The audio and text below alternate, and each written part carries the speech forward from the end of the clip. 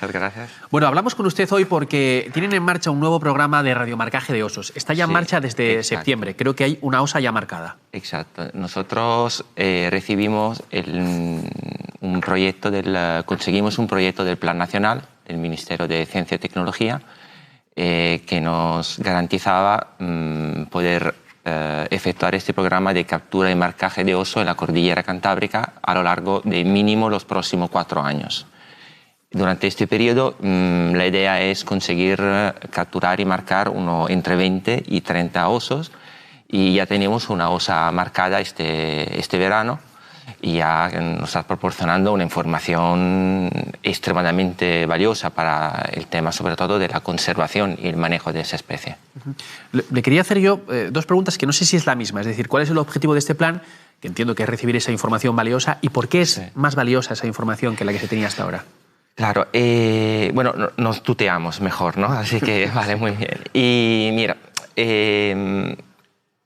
cualquier proyecto de investigación, digamos, de conservación y de manejo de una especie tiene que partir sobre una base de información sólida sobre lo que es la ecología y el comportamiento de una especie.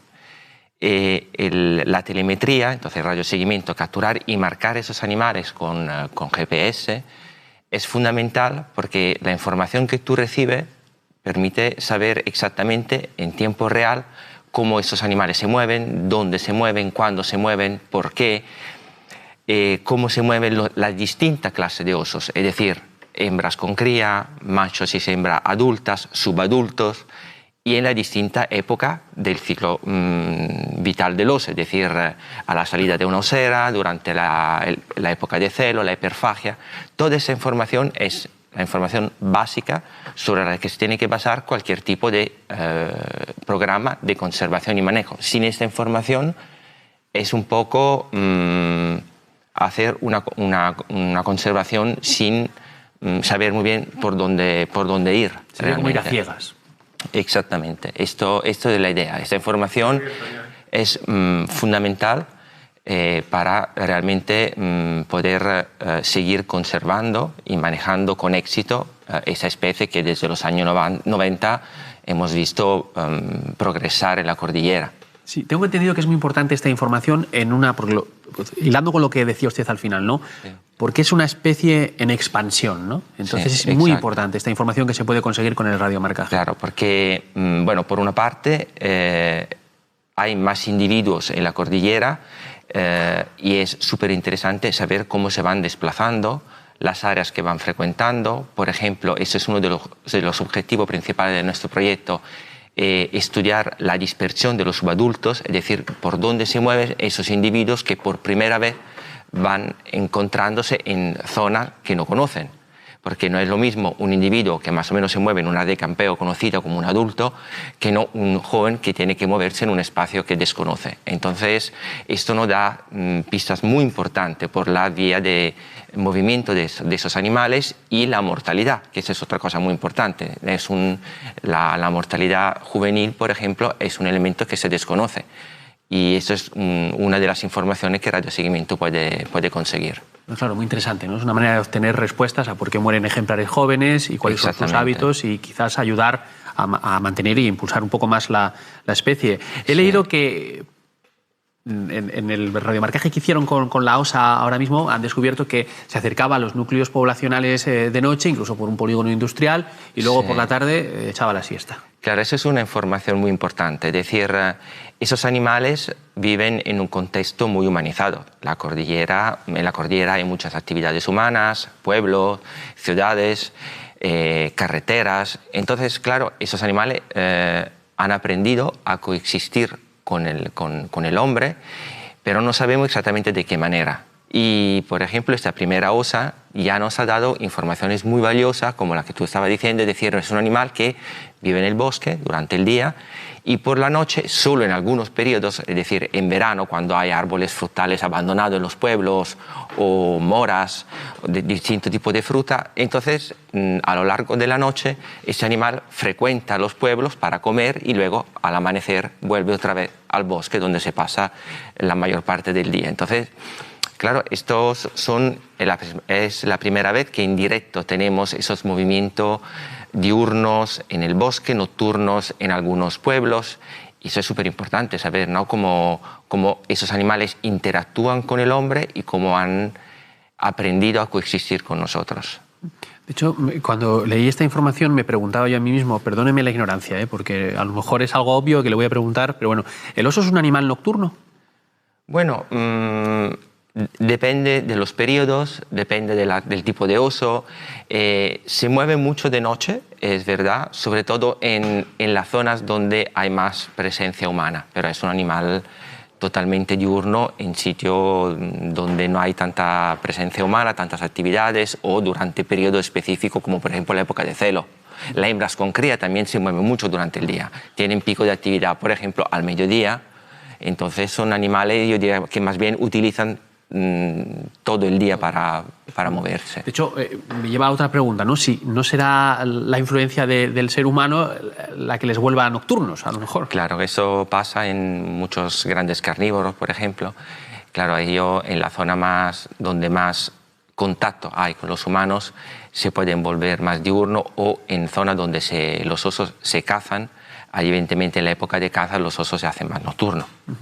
Hay un radiomarcaje y hay un marcaje visual también, ¿o no? Sí, digamos que nosotros estamos trabajando desde hace ya unos años en la población de osos de la cordillera. Tenemos mucha línea de investigaciones. Aquí estamos viéndolo, son estas imágenes. Una de la línea de investigaciones, que creo que es una de las más interesantes, más novedosas, es haber descubierto por primera vez que los osos no solo se comunican a través de señales químicos, ¿no? Como cuando se frotan en los árboles para dejar su olor, o con orina, heces o digamos, otros elementos, sino que hay un momento específico y una clase de oso muy específica que comunica dejando marcas visibles en los árboles. Entonces hay una comunicación visual y es la primera vez que se, de alguna forma, descubre esta nueva forma de comunicación en mamíferos. Sí, precisamente le quería preguntar por eso, porque si esto habría una nueva línea de investigación no solo en los osos, sino en los mamíferos, ¿no? Claro, esto es, sin duda, el oso ha sido nuestro modelo biológico, pero es evidente, siempre hay más informaciones que los mamíferos comunican a través de señales visuales. De hecho, el pelaje de muchos mamíferos tiene colores, manchas, y estas no tendrían sentido si no comunicaran también de forma visiva. Y los osos lo hacen, es muy interesante porque lo hacen solo los machos en la época de celo. Entonces dejan marcas muy visibles en los árboles y probablemente para comunicar entre ellos señales que son distintas de las señales que comunican a través de las emisiones químicas, digamos, que dejan, ¿no? ¿Se podría decir que marcan el territorio? ¿Lo hacen para que no entre otro macho? Esto es algo que tenemos todavía que averiguar. Es probable que más bien lo que vayan marcando es, bueno, quizás su tamaño, porque tienden a marcar en los puntos más altos donde llegan los osos adultos, los machos adultos, y donde no llegan con el marcaje químico. Entonces una pista por ahí podría ser que es como señalar, ¿no? el tamaño y entonces la dominancia del individuo. Y tengo entendido, corrígeme si me equivoco, que si, por ejemplo, ustedes retiraban esas marcas, ellos las volvían a poner. Sí, esto es, digamos, la primera parte del trabajo fue esto, es decir, que necesitábamos un experimento para demostrar que realmente estas marcas tenían un significado. Entonces el primer paso fue tapar las marcas y ver qué pasaba. Y esto fue muy emocionante, muy interesante, ¿no? Los osos volvían a quitar las marcas para que lo que habían dejado, las marcas que ellos habían dejado, volvieran a verse. Y eso ha sido una parte muy, muy interesante y llamativa del trabajo. Lo es, sin duda, muy interesante. Volviendo al radiomarcaje, tienen radiomarcada una osa, se está haciendo con plena garantía para el bienestar del animal. Se lo digo porque en el 98 ya hubo un proyecto para radiomarcar y, bueno, salió mal con una osa de miedo. Sí, esto para nosotros es lo más importante. Es decir, es verdad que es importante conseguir ese tipo de información para la conservación y el manejo de la población de oso pardo de la cordillera cantábrica, pero hay que hacerlo siempre respetando el bienestar animal. Entonces, bueno, tenemos un equipo de veterinarios que digamos, tiene mucha experiencia con el marcaje de oso. Tenemos el apoyo también de veterinarios del grupo que en Europa más oso ha marcado, que es el grupo escandinavo. Y entonces, que se juntan con los veterinarios de la Junta de Castilla y León y del Gobierno de Cantabria. Y también el método de captura principal es un método muy poco invasivo, porque realmente el animal se atrae en un sitio y se le dispara el dardo con el anestético a distancia, es decir, que en ningún momento el oso ve a nadie a su alrededor, recibe la dosis de anestesia, se duerme, procedemos al marcaje y el oso se despierta y ya prácticamente ya se va tranquilamente. Es decir, que no hay en ningún momento una intervención, un estrés, ¿no?, por parte de esa interacción que podía provocar, por ejemplo, un lazo, que es una técnica que se utiliza bastante o se ha utilizado mucho en el pasado. Sí, digamos que no se entera. No, esa es la idea, que el método principal de captura, no el único, pero el principal sea este método totalmente no invasivo. Escuchándole se me ocurría una pregunta que igual te digo también es absurda, ¿no? Pero este estudio que inician ustedes ahora con el radiomarcaje de osos que no han estado en cautividad, ¿puede compararse quizás con los ya radiomarcados, que son pues, ejemplares que han sido recuperados porque han tenido alguna herida o algo y luego se les devuelve a la naturaleza ya radiomarcados?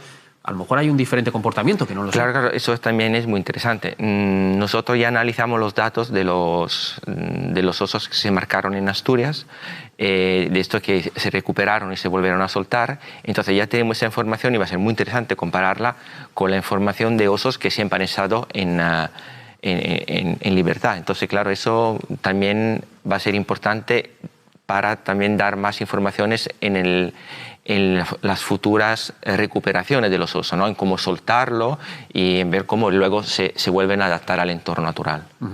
Y bueno, y una última pregunta. Esta osa radiomarcada, no le voy a decir que me diga dónde está, por favor, pero ¿está hibernando?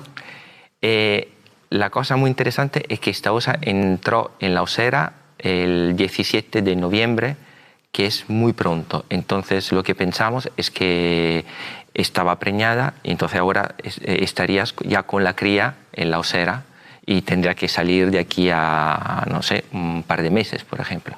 Bueno, esto hace que el estudio sea todavía más interesante, entonces. Claro, estamos esperando a ver qué pasa, porque entrar en una osera en noviembre aquí en la cordillera no ocurre si no es una hembra probablemente que tiene que dar a la luz su cría. Yo que le quería preguntar si este febrero tan anormal, con tan buenas temperaturas, con tanto sol, podría provocar un cambio en la hibernación, pero me dice usted que esta osa saldría dentro de unos meses todavía. Porque claro, las osas con cría necesitan... Se quedan más tiempo, entiendo. Necesitan entrar, sí, son las primeras que entran y salen normalmente entre mediados de abril y principio de mayo. Pero la hibernación en la cordillera es un fenómeno bastante limitado, es decir, que osos se siguen viendo todo el año y sobre todo en esta época con esas temperaturas hay todavía bastante comida y los osos no hay una hibernación como la que podemos imaginarnos en Escandinavia, en Rusia, donde la nieve lo cubre todo y el oso necesita estar 6 meses hibernando. Claro, claro. Pues Vincenzo Penteriani, creo que lo he dicho bien, nuevamente, perfecto, investigador del CSIC y del Instituto Mixto de Investigación en Biodiversidad. Muchas gracias por presentarnos este proyecto, enhorabuena por su trabajo y gracias por su presencia aquí hoy también. Gracias a vosotros para invitarnos y darnos la oportunidad de hablar de nuestras investigaciones. No, volveremos a hablar cuando salga la osa, a ver si tiene cría o no. Muchas gracias. Muchas gracias.